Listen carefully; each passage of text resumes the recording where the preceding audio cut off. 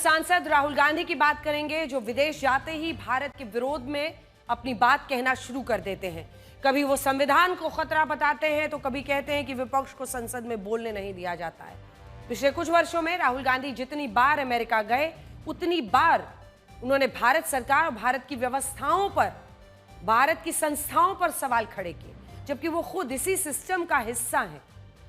एक बार फिर राहुल गांधी 4 दिन के अमेरिका दौरे पर हैं और वहां पहुंचते ही उन्होंने इस बार भारत के चुनाव आयोग पर सवाल खड़े किए। राहुल गांधी बोस्टन में भारतीय मूल के जो लोग हैं उनको संबोधित कर रहे थे। उन्होंने महाराष्ट्र चुनाव में धांधली का आरोप लगाते हुए चुनाव आयोग पर खतरा बताया। यानी कुछ महीने पहले राहुल गांधी की नजर में संविधान खतरे में था और अब चुनाव आयोग खतरे में है। राहुल गांधी ने महाराष्ट्र विधानसभा चुनावों का जिक्र करते हुए सवाल उठाया कि चुनाव आयोग ने 5:30 बजे वोटिंग के कुछ आंकड़े दिए, फिर 7:30 बजे उन्होंने जो अपडेट दिया उसमें बहुत बड़ा अंतर था, फासला था। राहुल गांधी का कहना था कि चुनाव आयोग ने जो डेटा दिया था उसके मुताबिक इन 2 घंटों के अंदर 65 लाख लोगों ने वोटिंग की थी। राहुल गांधी ने आरोप लगाया कि जितने लोगों की वोटिंग दिखाई गई वो गलत है। उन्होंने बाकायदा कैलकुलेशन भी किया, 3 मिनट लगता है एक वोट में। राहुल गांधी जिस चुनाव आयोग द्वारा आयोजित किए गए चुनाव में 2-2 जगहों से लोकसभा चुनाव जीत गए थे, आज वो उसी संवैधानिक संस्था पर धांधली के आरोप लगा रहे हैं। More people voted in the Maharashtra assembly elections than there are adults in Maharashtra. This is a fact. And the election commission gave us a figure, voting figure for 5:30 in the evening. And between 5:30 in the evening and 7:30 in the evening, when the polls were supposed to have closed, 65 lakh voters voted. Now, that is physically impossible to happen, right? Because for a voter to vote, it takes approximately 3 minutes. And if you do the math, it would mean that there were lines of voters till 2 o'clock at night voting all night, and this didn't happen. So we asked them that, look, evening, you have videography taking place. If we ask, they not only refused to give us the videography, they changed the law so that now you're not allowed to ask for the videography. So it's very clear to us that the election commission is compromised. It's very clear that there is something very wrong with the system. We've said it. We've said it publicly. I've said it multiple times. I've said it in press conferences. Other leaders. तो आपने सुना राहुल गांधी को। राहुल गांधी क्या कह रहे हैं? राहुल गांधी के इस बयान को कांग्रेस के खराब प्रदर्शन से भी जोड़कर देखा जा सकता है। ऐसा लगता है कि राहुल गांधी इस तरह की बातें इसलिए करते हैं क्योंकि वो नहीं चाहते हैं कि विदेश में कोई उनसे उनकी पार्टी के प्रदर्शन के बारे में सवाल पूछ ले। जब लोग उनसे पूछेंगे कि सत्ताधारी बीजेपी लगातार चुनाव आखिर कैसे जीत रही है, तब वो क्या जवाब देंगे? वो लोगों को क्या बताएंगे कि देश की सबसे पुरानी पार्टी कांग्रेस पिछड़ क्यों रही है, चुनाव दर चुनाव आखिर पीछे क्यों रह रही है? जिस तरह किसी परीक्षार्थी की परीक्षा जब खराब हो तो वो कभी परीक्षा केंद्र को दोषी बताता है, कभी परीक्षा पत्र में खामियां निकालता है। ठीक वैसे ही राहुल गांधी ने महाराष्ट्र चुनाव में मिली हार के लिए चुनाव आयोग पर सवाल उठा दिए ताकि अमेरिका में कोई उनसे पार्टी के प्रदर्शन से जुड़े कोई सवाल ना पूछे। श्री राहुल गांधी को ECS है, इंटाइटल्ड चाइल्ड सिंड्रोम, विशेष अधिकार प्राप्त बच्चे वाली जो बीमारी है वो उनको राहुल गांधी को लग चुकी है। विदेशी धरती पे हिंदुस्तान को बदनाम करना, देश के लोकतंत्र पे दाग लगाना राहुल गांधी का मनपसंदीदा खेल बन चुका है, क्योंकि वो अपनी नाकामियों पे पर्दा डालना चाहते हैं। अपनी जो राजनीतिक हार से जन्मी राजनीतिक हताशा है उसको विदेशी धरती पे जाके अपनी भड़ास निकालना राहुल गांधी का लिए अब सबसे फेवरेट टाइम पास बन चुका है। राहुल गांधी जिस प्रकार का बर्ताव कर रहे हैं, उनके चरित्र पर एक सवालिया निशान इसके कारण खड़ा हुआ है। ऐसी चीजें करने की जगह वो जनता में जाए, जनता का विश्वास वापस हासिल करे तो वो चुनाव जीत सकेंगे। दुनिया भर में कितनी भी बदनामी करके वो चुनाव नहीं जीत सकते, इससे उनका ही कद छोटा होता जाएगा। बाहर की बात क्या है? मंगल में जाकर तूने बात किया ना, चंद्रमा में जाकर, पृथ्वी पर भूमि पर जाकर ये बात किया है। राहुल गांधी सच के लिए जमीन की जरूरत नहीं होती कि जमीन पर जाकर आप सच बोल रहे हो। सच के लिए कोई बॉर्डर लाइन नहीं होती देश की, विश्व की। जहां जाते हैं वहां सच बोलते हैं। अब वहां चल रहा है ट्रम्प के खिलाफ गेट आउट आंदोलन, यहाँ भी लोग आकर बात करते हैं, हम एक्सेप्ट करते हैं। मुझे ये बताइए, बॉस्टन में बोला ये गलत है या ये बात गलत है, ये हमें तय करना होगा ना। अब अगर आप उस थियरी को मानते हैं कि विदेश में जाकर के थी, तो ये तो एक सर्टेन इंस्टीट्यूशंस की जिसकी इंटरनेशनल रिप्यूट थी, क्या हाल के वर्षों में उसमें कमी नहीं आई है? देश या विदेश, क्या सच बोलना बंद कर दिया जाए? अगर राहुल गांधी ये बात कह रहे हैं कि इलेक्शन कमीशन, उन्होंने बल्कि माइल्ड अल्फाज इस्तेमाल किए कि इलेक्शन कमीशन कंप्रोमाइज कर रहा है। मेरा मानना है कि election commission Bharatiya Janata party और उसकी सरकार के दबाव में काम कर रहा है। मैं राहुल जी से पूछना चाहता हूं, राहुल जी, झारखंड भी तो उसी समय चुनाव हुआ था, क्या आपने इलेक्शन कमीशन के साथ झारखंड में समझौता किया था? आप एक बार सोरेन जी से पूछिए, क्या उन्होंने समझौता किया था इलेक्शन कमीशन से? प्रियंका वाड्रा, उसी चुनाव में जो बाई इलेक्शन हुए थे, उसी समय, उसी कालखंड में जो बाई इलेक्शन हुए थे, उस बाई इलेक्शन में वो जीत के सदन में आई पैलेस्टाइन का बैग टांग करके। आप बताइए, क्या प्रियंका वाड्रा ने रॉबर्ट वाड्रा की मध्यस्थता से इलेक्शन कमीशन के साथ कोई कॉम्प्रोमाइज किया तभी उसकी जीत हुई, या वो अपने मेहनत पर जीत कर आई? तो ये है वो राजनीतिक लड़ाई जो अब इस मुद्दे पर छिड़ गई है। राहुल गांधी जिस चुनाव की बात करके चुनाव आयोग पर आरोप लगा रहे हैं, उसमें बीजेपी और शिवसेना शिंदे गुट को बड़ी जीत हासिल हुई थी। कांग्रेस के महाअघाड़ी गठबंधन को हार का सामना करना पड़ा था। इन चुनाव में कुल 288 सीटों में से बीजेपी को 132, शिवसेना शिंदे गुट को 57, एनसीपी अजीत गुट को 41 सीटें मिली थी, जबकि वहीं कांग्रेस पार्टी को देखिए 16 सीटें पर सिमट गई, शिवसेना उद्धव गुट को 20 और एनसीपी शरद पवार को 10 सीटें मिली थी। अब ऐसे में यह प्रश्न उठ रहा है कि क्या परफॉर्मेंस खराब है तो बयानबाजी हो रही है। इस हार के बाद से कांग्रेस पार्टी इतनी परेशान हो गई थी कि उन्होंने पूरी चुनाव प्रक्रिया को ही कटघरे में खड़ा कर दिया। राहुल गांधी ने चुनाव आयोग पर फर्जी वोटर्स जोड़ने का आरोप लगाया था। राहुल गांधी का आरोप था कि महाराष्ट्र में साल 2019 से लेकर 2024 लोकसभा चुनाव तक चुनाव आयोग ने 5 साल में 32 लाख वोटर्स जोड़े थे। लोकसभा चुनाव से महाराष्ट्र विधानसभा चुनाव तक यानी 5 महीने में 39 लाख नए वोटर्स जोड़ दिए। उनका आरोप था कि नए वोटर्स जोड़ने से धांधली की गई है। इसके अलावा उन्होंने वोटिंग परसेंटेज को लेकर भी सवाल खड़े किए थे। नए वोटर्स की संख्या को लेकर जो सवाल राहुल गांधी ने उठाया था, उसके जवाब में चुनाव आयोग ने रिप्रेजेंटेशन ऑफ पीपल एक्ट 1951 के एक संशोधन के बारे में बताया था। अब देखिए, ये जो आरपीए 1951 है, रिप्रेजेंटेशन ऑफ पीपल्स एक्ट 1951, संशोधन से पहले नियम ये था कि अगर किसी भी वोटर को वोटिंग के लिए रजिस्ट्रेशन करना है तो इसकी जो कट ऑफ तारीख है 1 जनवरी होती थी, यानी अगर आप 1 जनवरी तक 18 साल के हो गए हैं तभी रजिस्ट्रेशन किया जाता था। मान लीजिए कि अगर आपकी जन्मतिथि 10 जनवरी है तो आप रजिस्टर्ड नहीं कर पाते थे अपने आप को वोटर के तौर पर, क्योंकि रजिस्ट्रेशन की तारीख 1 जनवरी थी और तब तक आप 18 साल के नहीं माने जाते थे। और इसी वजह से आपको अगले 1 साल, मतलब अगले साल जाकर 1 जनवरी तक का इंतजार करना पड़ता था, पूरा 1 साल का, अगर आप 1 जनवरी के 2 दिन बाद भी आपका बर्थडे है तो। लेकिन वर्ष 2022 में एक बदलाव हुआ, कानून में संशोधन हो गया। इसके बाद चुनाव आयोग साल में 4 बार वोटर्स का रजिस्ट्रेशन करता है। अब हर साल 1 जनवरी हो, 1 अप्रैल हो, 1 जुलाई हो, 1 अक्टूबर हो, वोटर्स का रजिस्ट्रेशन किया जा सकता है। यानी अगर आपकी जन्मतिथि 10 जनवरी है और आप 1 जनवरी को रजिस्टर नहीं कर सकते तो 1 अप्रैल को कर लीजिए। अगर जन्मतिथि मई में है तो 1 जुलाई को कर लीजिए, 1 अक्टूबर को रजिस्ट्रेशन करवा लीजिए। मतलब मल्टीपल विंडोज 1 साल में खोल दिए गए। चुनाव आयोग ने वोटर्स की ज्यादा संख्या बढ़ने के पीछे यही कारण बताया था। वोटर्स की संख्या बढ़ाने के लिए ही रजिस्ट्रेशन की तारीखों को बढ़ाया गया ताकि ज्यादा से ज्यादा वोटर्स चुनावों में हिस्सा ले सकें। वोटिंग परसेंटेज बढ़ने को लेकर जो सवाल राहुल गांधी ने पूछा था, उसके जवाब में चुनाव आयोग ने कहा था वोटिंग का असली डेटा कई घंटे बाद आता है और 6 बजे या 7:30 बजे तक जो डेटा दिया जाता है वो संभावित डेटा होता है।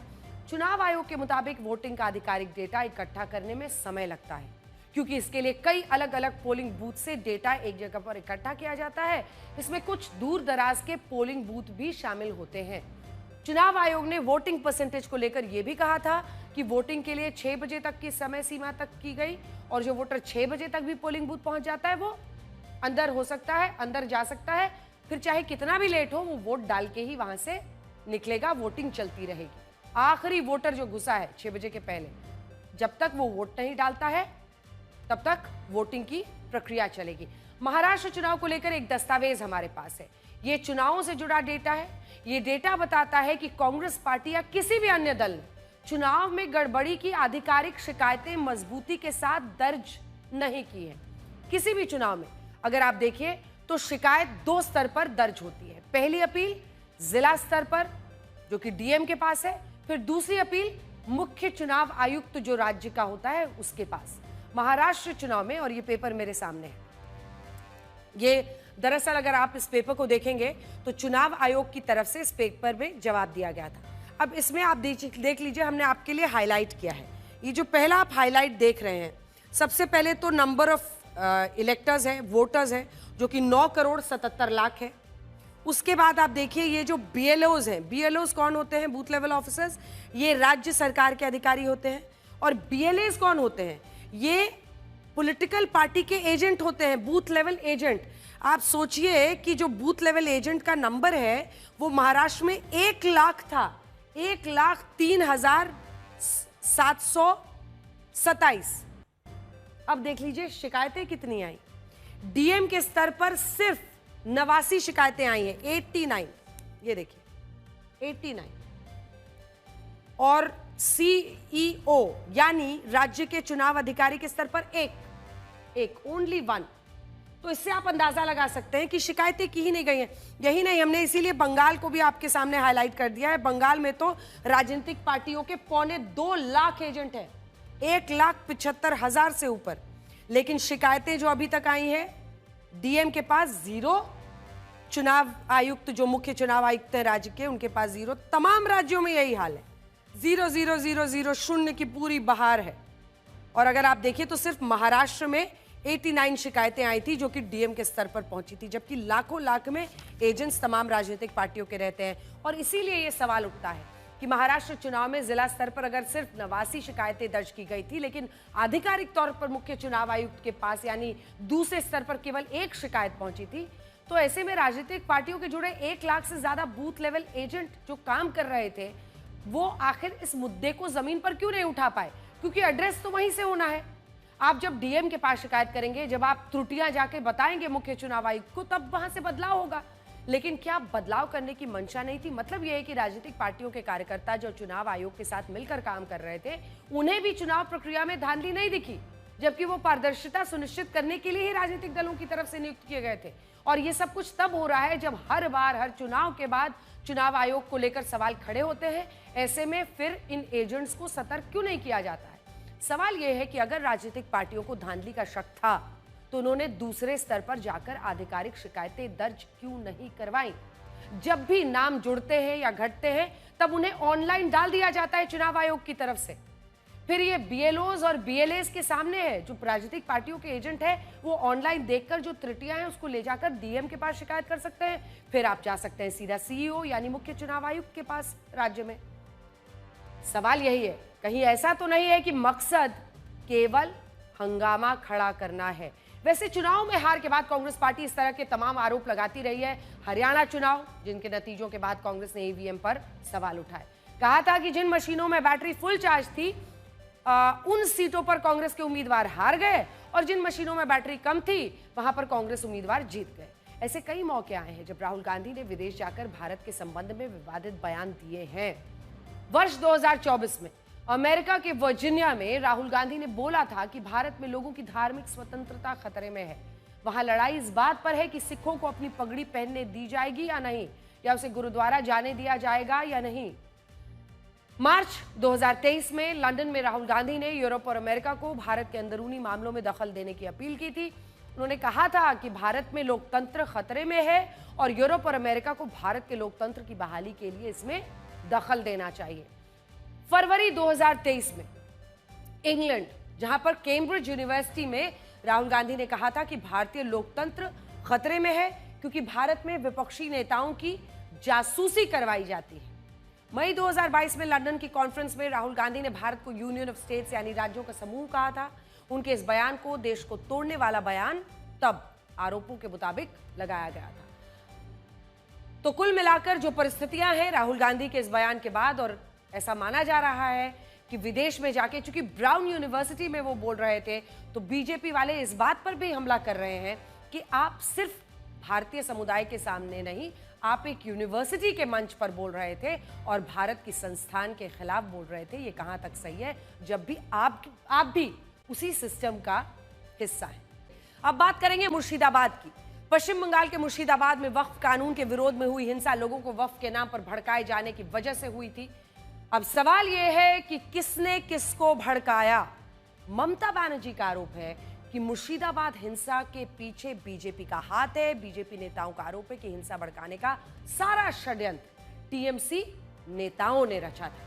आरोप प्रत्यारोप के बीच मुर्शिदाबाद के टीएमसी नेता का एक वीडियो सामने आया है जिसमें वो वक्फ कानून के नाम पर लोगों को हिंसा के लिए उकसा रहे हैं। आपको याद होगा कि मुर्शिदाबाद के धुलिया इलाके में बड़े पैमाने पर हिंसा हुई थी और हिंसा से पहले धुलिया के टीएमसी नेता मोहम्मद इंजामुल इस्लाम जंग का ऐलान कर रहे थे। वो सीधा युद्ध की बात कर रहे थे। वो मुस्लिम भीड़ को ये कहकर भड़का रहे थे कि वक्फ के लिए कुर्बानी देने का वक्त आ गया है। আর একটাই কথা বলবো, যে আমি ছোটবেলায় একটা ফিল্ম দেখেছিলাম, সে ফিল্মের নাম হলো এলানি জাং। এলানি জাং আজকে থেকে আমাদেরকে এলানি জাংয়ের ধর্মেন্দ্র হয়ে যেতে হবে, মোদির বিরুদ্ধে দেখিয়ে দিতে হবে হাওয়া का रुख बदल सकता है। এই ওয়াকফ বোর্ডের যে সম্পত্তি আমি না রাজনাথ যে উত্তর প্রদেশের মুখ্যমন্ত্রী যোগী আদিত্যনাথ সম্পত্তি না, যে বিলে অন্যরকম সংবিধানকে চেঞ্জ করে অন্যরকম সিস্টেমে পরিচালনা করতে চাইছে ইসলামকে, এই মুসলিমকে, তাহলে আমাদেরকে আজকে থেকে প্রতিজ্ঞা করতে হবে যে বিলকে মোদিকে রিটার্ন দিতে হবে লোকসভাতে। আমাদের জান থাকে আর না থাকে আল্লাহর রাস্তায় কুরবানি দিয়ে দিতে হবে। टीएमसी नेता की इस भड़काऊ बयानबाजी से ममता बनर्जी पर सवाल उठने लगे हैं। सवाल ये कि क्या इसी वजह से ममता बनर्जी अभी तक मुर्शिदाबाद के पीड़ितों से मिलने नहीं गई हैं? क्या उन्हें इस बात का डर है कि जब वो पीड़ितों से मिलेंगी तो उनकी ही पार्टी के नेताओं की शिकायतें सामने आ जाएंगी? मुख्यमंत्री ममता बनर्जी भले ही मुर्शिदाबाद जाने से बच रही हो, लेकिन हमारी टीम वहां पहुंची। हमने वहां के लोगों की बेबसी बहुत करीब से देखी। हम उन घरों में गए जहां पर उपद्रवियों ने तोड़फोड़ की थी। हम उन लोगों से मिले जो जले हुए घरों में अपनी गृहस्थी का बचा खुचा सामान तलाश रहे हैं।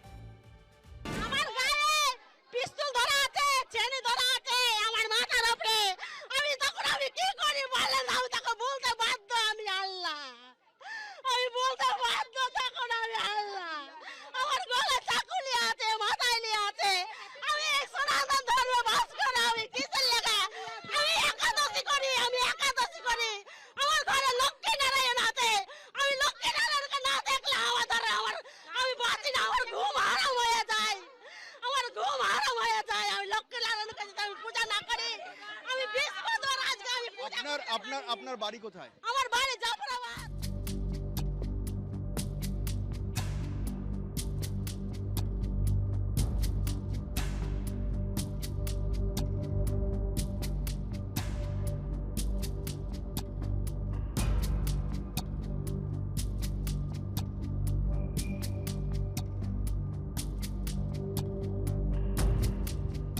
जी आप पीड़ितों के साथ मिल रहे, काफी सारे महिलाएं आपके पैर के सामने गिर जा रही है, रो पड़ी है। वो भयावह दृश्यों को देखते हुए आज भी वो सहमे में है। लेकिन इन लोग का गुनाह क्या है सुगंधोदा? हिंदू होना ही गुनाह है, ममता बनर्जी की राज में वही गुनाह है। फिर बीजेपी तो परमानेंट सॉल्यूशन नहीं हो सकता है। नहीं, बीएसएफ तो परमानेंट सोल्यूशन नहीं होना चाहिए, स्टेट गवर्नमेंट को ही परमानेंट सोल्यूशन देना चाहिए, क्योंकि ममता बनर्जी तो सिर्फ मुसलमानों का चीफ मिनिस्टर तो नहीं है, वो सबका चीफ मिनिस्टर है, तो सबको सुरक्षा देना उनका काम है।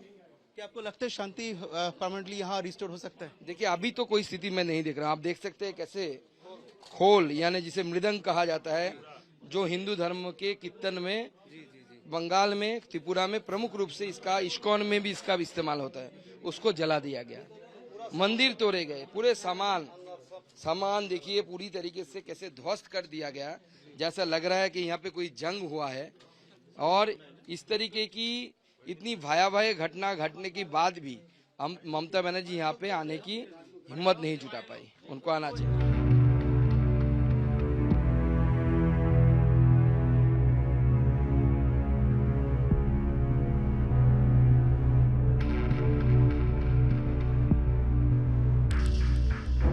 इस वक्त मेरा मौजूदगी है मुर्शिदाबाद जिला की जाफराबाद गांव में, जहां कई सारे घरों को जलाया गया है। पिछले शुक्रवार और शनिवार को जब हिंसा हुई थी मुर्शिदाबाद जिला में, उस हिंसा के दौरान कई सारे घरों को जलाया गया है, तोड़फोड़ की गई है।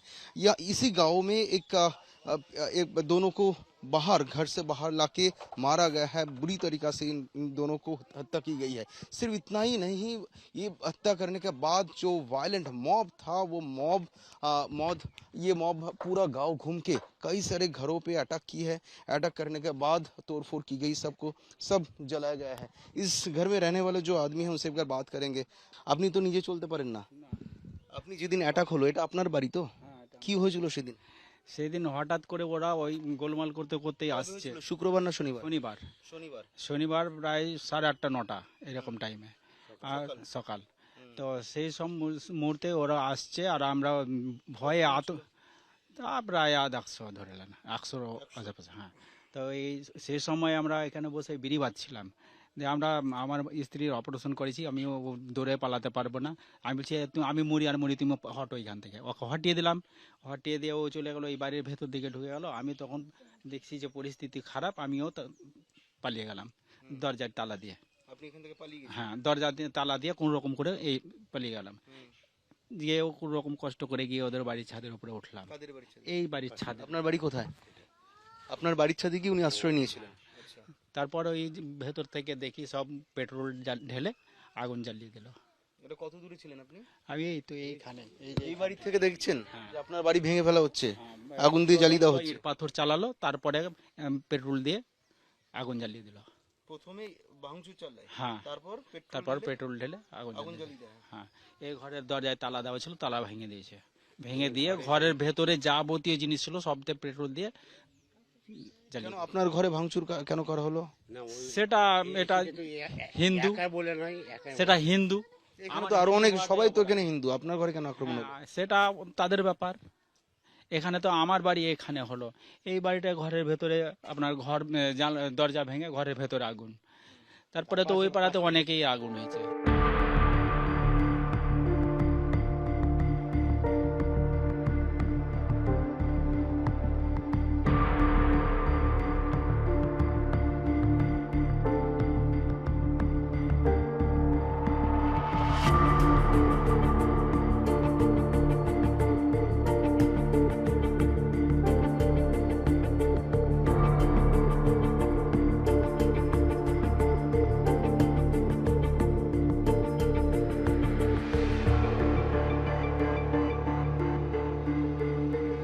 इस वक्त मेरा मौजूदगी है मुर्शिदाबाद की जाफराबाद गांव पर, जिस गांव में एक बाप और बेटा को घर से बाहर लाके बुरी तरीका से पीटा गया और मारा गया। उसी गांव पे इस वक्त हम लोग हैं और यहाँ कई सारे घर हैं, ऐसा घर के अंदर घुस के तोड़फोड़ की गई। पिछले शनिवार सुबह माँ और बेटा इस घर पे थे, ये दरवाजा बंद था अंदर से, भीतर तक बंद छिलो कि अंदर से बंद था। एक भीड़ अचानक यहाँ आके हमला किया और हमला करने के बाद यहाँ लात मारा गया। लात मार के दरवाजा खुल के ये पूरा भीड़ अंदर घुस गए और इस बेसिन को तोड़फोड़ की गई। सिर्फ बेसिन ही नहीं, अंदर घुस के भी तोड़फोड़ की गई। मुर्शिदाबाद की जाफराबाद गांव के अंदर एक घर के अंदर हम लोग हैं और यहाँ डाइनिंग टेबल को तोड़ा गया, गैस की जो ओवन है उसको तोड़ा गया, बाल्टी, मग, बोल सबको तोड़ा गया, चेयर को भी तोड़ा गया। जहां बैठ के खाना खाते हैं ये लोग, इस चेयर खाना खाने वाला इस चेयर और डाइनिंग टेबल को भी तोड़ा गया।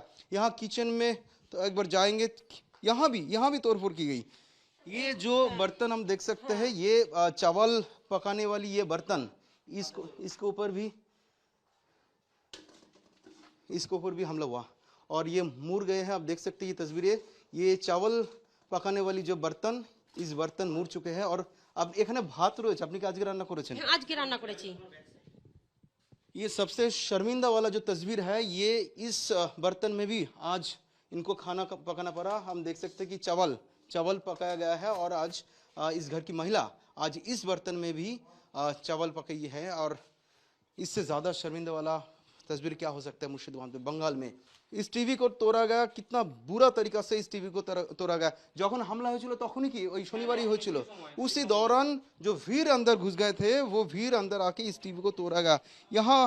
यहाँ भी लात मारा गया, तोड़फोड़ की गई पूरे घर में। हम लोग देख सकते हैं एक के बाद एक शर्मिंदा वाला तस्वीरें आज तक की कैमरा में देख सकते हैं। अभी इस वक्त गांव में बीएसएफ की जवान मौजूद है, इसीलिए इन लोगों का भरोसा है अभी घर पे रह सकते हैं। लेकिन कितने दिन बीएसएफ यहाँ रहेंगे? एक दिन तो जाना पड़ेगा बीएसएफ को, लेकिन बंगाल पुलिस के ऊपर भरोसा है नहीं। बंगाल पुलिस की तरफ से कहा जा रहा है कि एक सीट स्पेशल इन्वेस्टिगेशन टीम बनाया गया था और इसके साथ साथ इस घटना में, मतलब पूरे हिंसा की घटना में, पूरे मुर्शिदाबाद में अभी तक 300 से भी ज्यादा लोगों को गिरफ्तार की गई है बंगाल पुलिस की तरफ से। और जो बाप बेटा को जो मारा गया था इस घटना में अभी तक 4 जनों को गिरफ्तार की है। बंगाल पुलिस का जो कहना है कि इस घटना की जांच चल रही है और भी लोगों को गिरफ्तार की जाएगी। कैमरा पर्सन और घोष के साथ राजेश शाह, आज तक, मुर्शिदाबाद। इंसाफ का इंतजार कितना लंबा होगा, ये तस्वीरें देखकर ही जानकारी मिल रही है। आपको अमेरिका के उपराष्ट्रपति जेडी वैंस के भारत दौरे के बारे में बताएंगे। जेडी वैंस 4 दिन के दौरे पर भारत आए। आज शाम उनकी प्रधानमंत्री नरेंद्र मोदी से मुलाकात हुई है। ये मुलाकात भारत अमेरिका के बीच व्यापार और टैरिफ को लेकर काफ़ी अहम मानी जा रही है।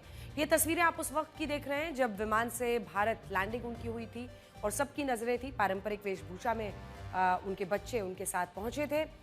लेकिन जिस वक्त अमेरिका और चीन के बीच टैरिफ को लेकर तनाव बना हुआ है, उस वक्त जेडी वैंस का ये दौरा वैश्विक माहौल में भारत की अहमियत को दिखाता है। ऐसा भी कहा जा रहा है कि इसी साल अमेरिका के राष्ट्रपति डोनाल्ड ट्रंप भी भारत दौरे पर आ सकते हैं और पहली बार इसकी पुष्टि कुछ देर पहले हुई है। जेडी वैंस का ये दौरा इसलिए भी अहम है क्योंकि उपराष्ट्रपति बनने के बाद वो जिन देशों में भी गए वहां अपने बयानों की वजह से चर्चाओं में रहे। फ्रांस दौरे पर उन्होंने यूरोपीय देशों को चेतावनी दी थी, जबकि जर्मनी दौरे पर उन्होंने कहा कि यूरोप को सबसे बड़ा खतरा अंदर से है। ग्रीनलैंड को तो उन्होंने अमेरिका में शामिल होने का खुला ऑफर तक दे दिया था। हालांकि उनका भारत दौरा इससे काफ़ी अलग है। प्रधानमंत्री मोदी से उनकी मुलाकात और अब ये तस्वीरें आप देख रहे हैं जब प्रधानमंत्री आवास पर वो पहुंचे। मोदी से मुलाकात के दौरान जेडी वैंस के साथ उनकी पत्नी उषा वैंस और तीनों बच्चे इवान, विवेक और मिराबेल मौजूद थे, जिनके साथ प्रधानमंत्री मोदी की तस्वीरों की काफ़ी चर्चा हो रही है। मोर के पंख पीएम ने उन्हें दिए, जिन्हें हाथ में लेकर वो अपने पिता जेडी वैंस के साथ मस्ती करते हुए नजर आए। पूरा वीडियो देखिए।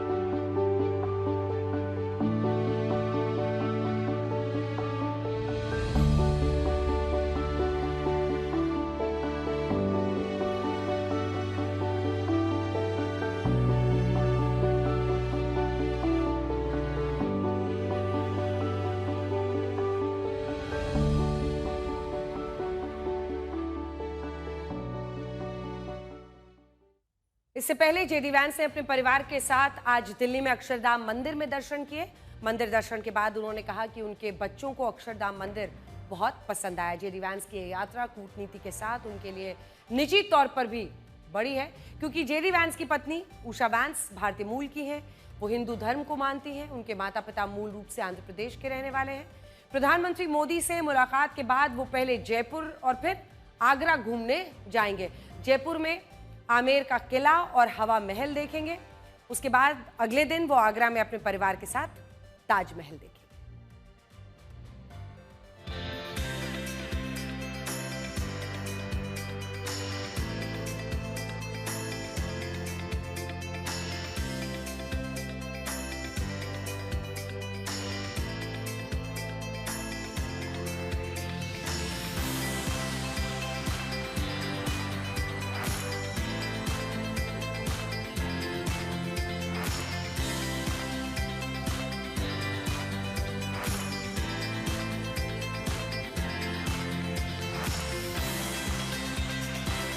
फैमिली इस डिनर के बाद सीधा जयपुर जाएगी। जयपुर में आमेर फोर्ट का वो जायजा लेंगे, आमेर फोर्ट में रहेंगे और कल का पूरा दिन जयपुर में रहने के बाद परसों आगरा की यात्रा होगी, जहां पर ताजमहल को देखेंगे।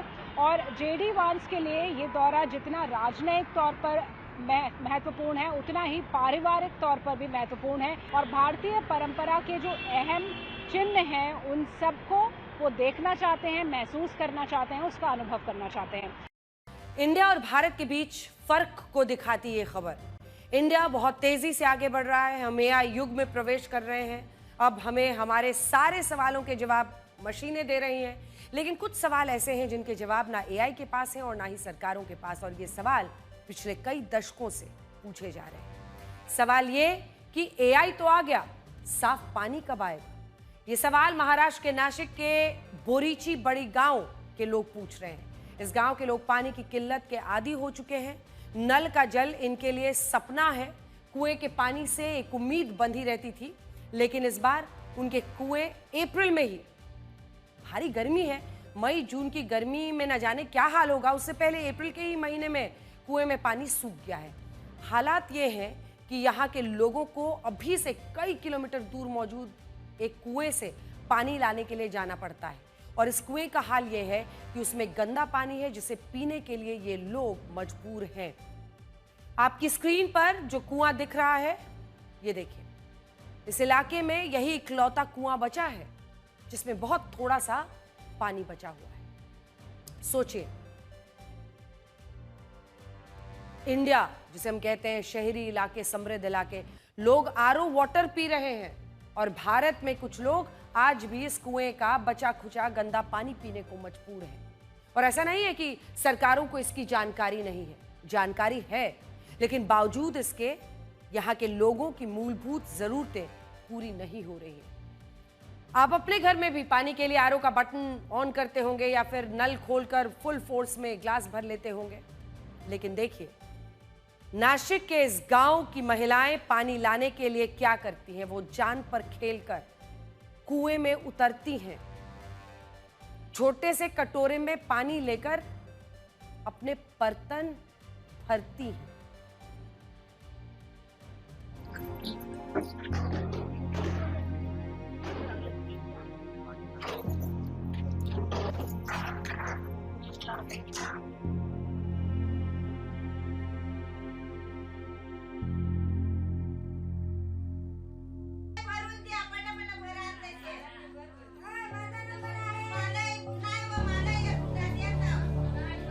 आपको कुएं में क्यों उतरना पड़ता है? पानी भरने के लिए।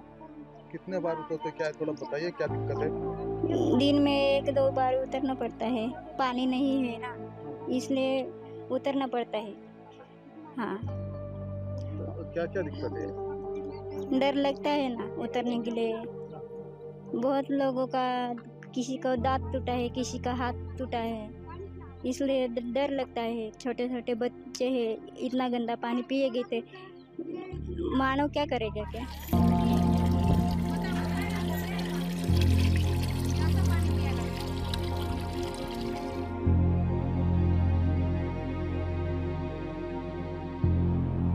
इतनी दूर से जाने से महिला हमारी बीमार पड़ती है, लेकिन कई बाद में महिला जाते जाते रास्ते में पड़ते हैं, गिरते हैं उनके।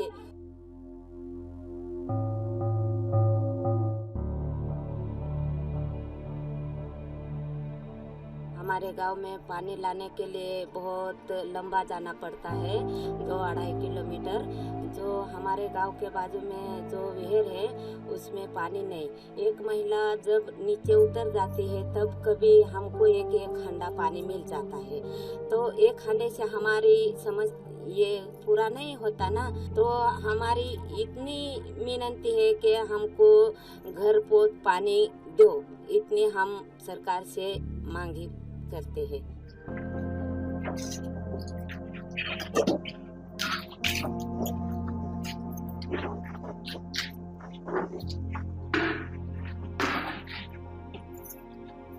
हमारी जो पानी की इधर बहुत परेशानी है, तो इधर फरवरी, मार्च और मई में जो 3 महीने बहुत से ज़्यादा परेशान रहते हैं। हमारे घर वाले माँ बाप को बहुत ही परेशानी उठानी पड़ती है।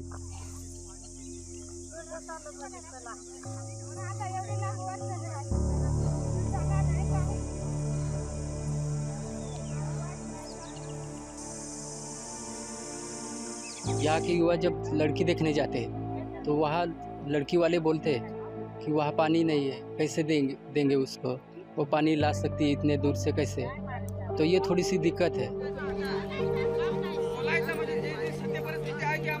जब से हम इस गांव में आए हैं उसके पहले से भी यही हाल थे, और जब से हम इस गांव में आए हैं तब से यही हाल है। अभी तक कुछ पाने का सोच नहीं लगा है इस गांव में, तो हमारी इतनी समस्या है कि हमारे लिए पानी चाहिए इस गांव में।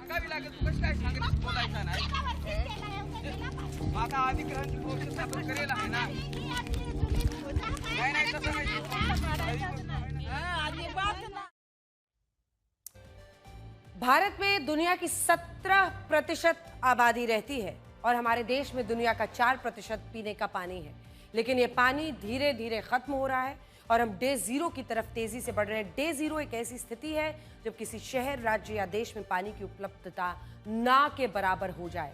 आपको याद होगा कि वर्ष 2018 में दक्षिण अफ्रीका के केप टाउन में एक समय ऐसा आ गया था जब लोगों को पानी मिल ही नहीं रहा था, तब इसे डे जीरो कहा गया था और पानी उपलब्ध करवाने में सरकार भी फेल हो गई थी। भारत भी उसी स्थिति की तरफ तेजी से बढ़ रहा है।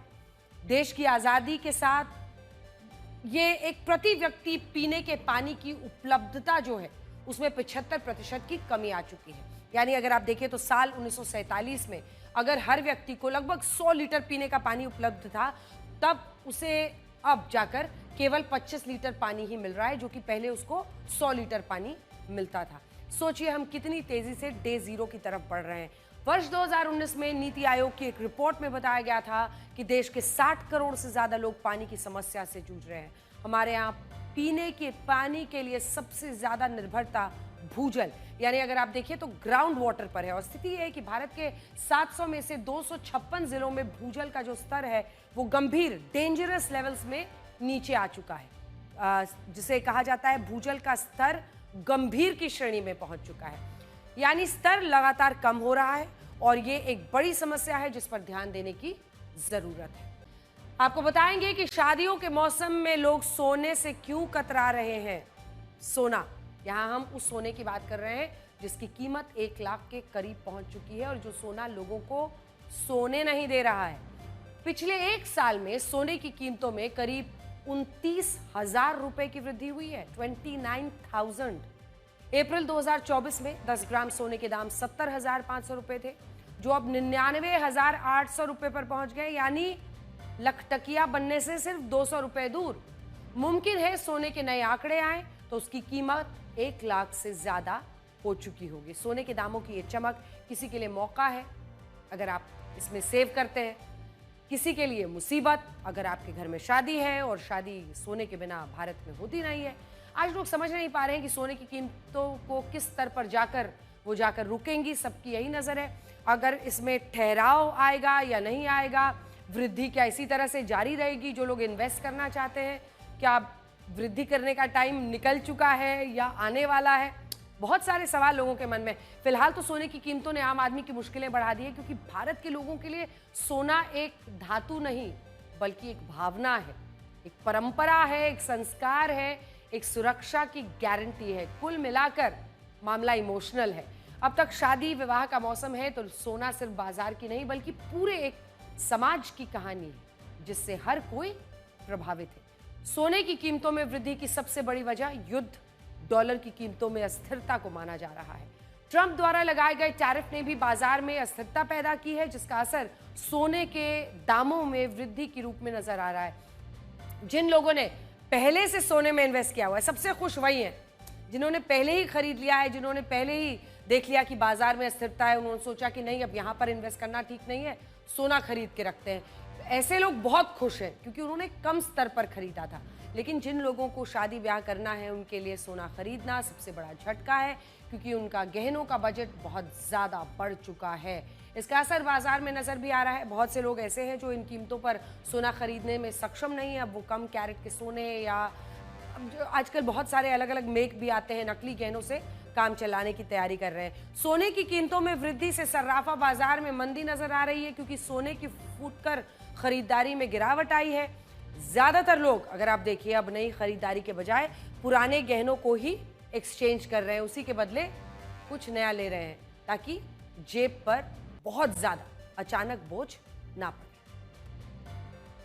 अब मैं हमारे दर्शकों को एक अलग तरह की दौड़ दिखाऊंगी।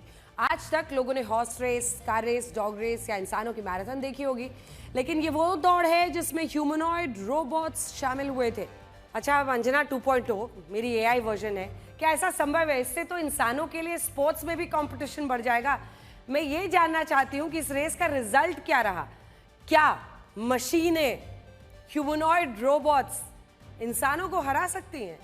अंजना, ये हाफ मैराथन 2 अलग अलग लेन्स में हुई, जिसमें ह्यूमनॉइड रोबोट्स ने दौड़ को पूरा करने में इंसानों से काफी ज्यादा समय लिया। लोग कहते हैं ना कि मशीन है वो एक दिन इंसानों को पीछा छोड़ देगी, लेकिन अभी ऐसा लगता है कि वक्त लगेगा। सही कह रही हूँ ना मैं? लेकिन उम्मीद की जा सकती है कि भविष्य में ये ह्यूमनॉइड रोबोट्स जो है इंसानों को कड़ी टक्कर दे सकते हैं।